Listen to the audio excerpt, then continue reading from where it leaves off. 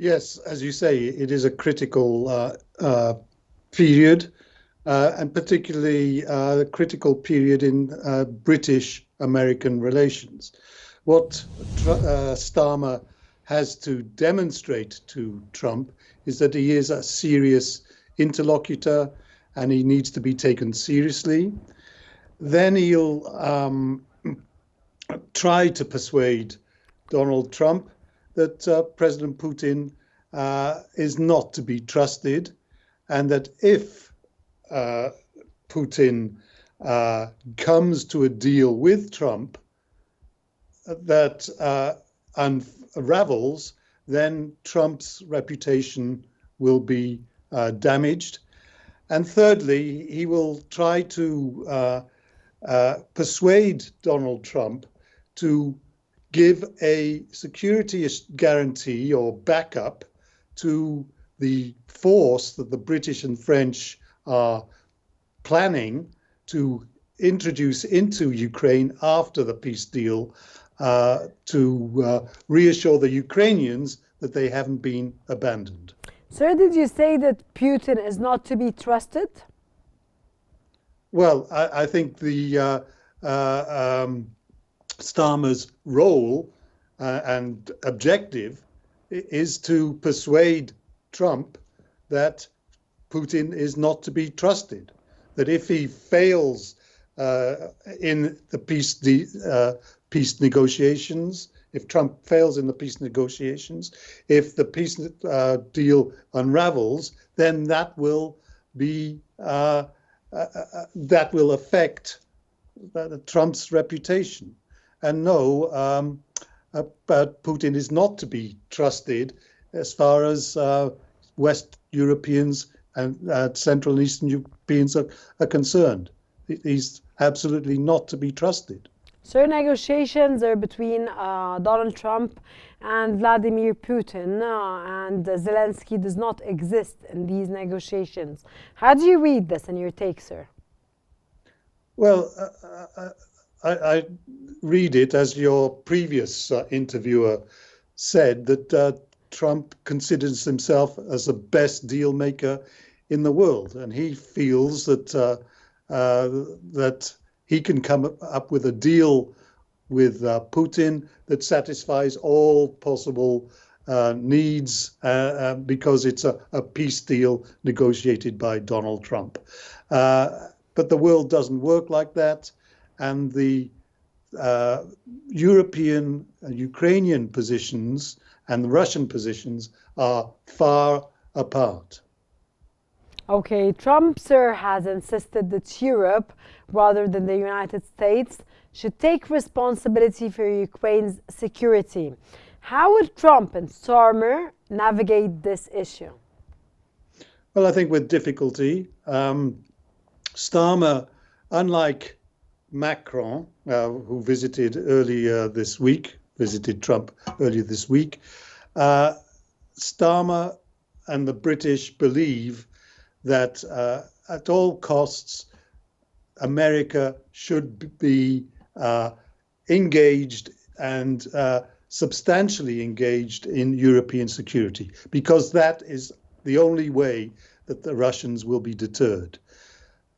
Macron, on the other hand, believes that in European defense autonomy, in partnership with the United States, but autonomy.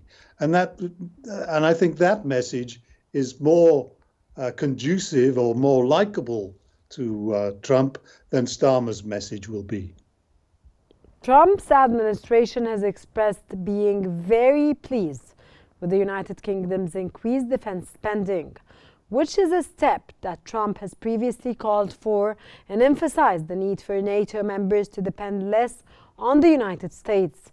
How do you think this will affect the dynamic between the United States and the United Kingdom, and what could this mean for future defense cooperation between the two nations, sir?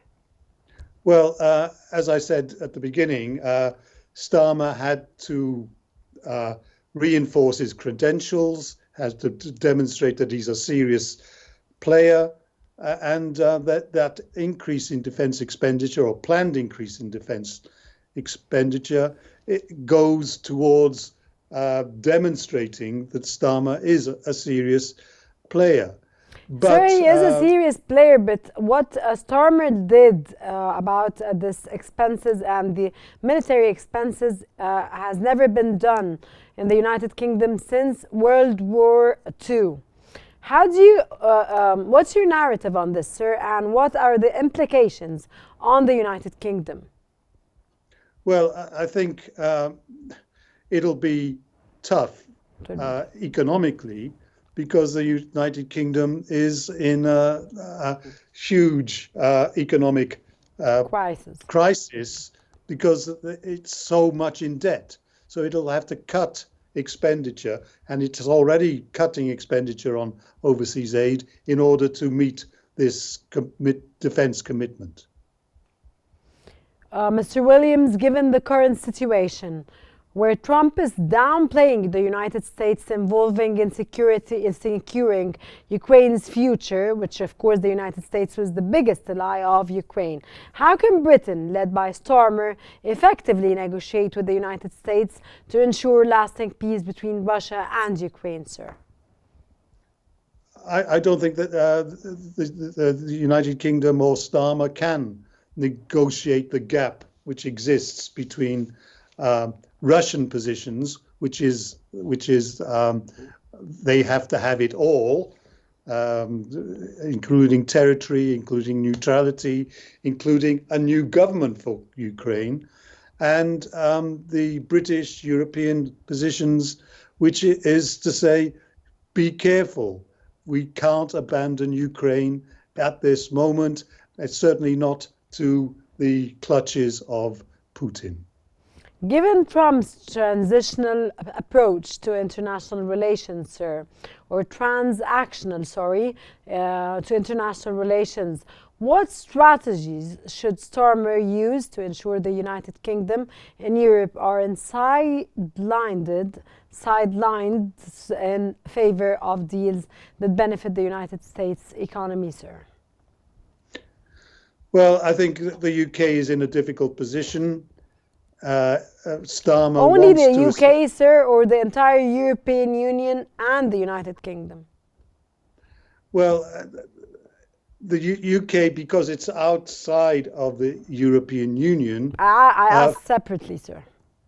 Yeah, faces a difficult choice, because if it wants to ameliorate the economic effect of tariffs, then they will separate from the European Union. They will distinguish themselves from the European Union, and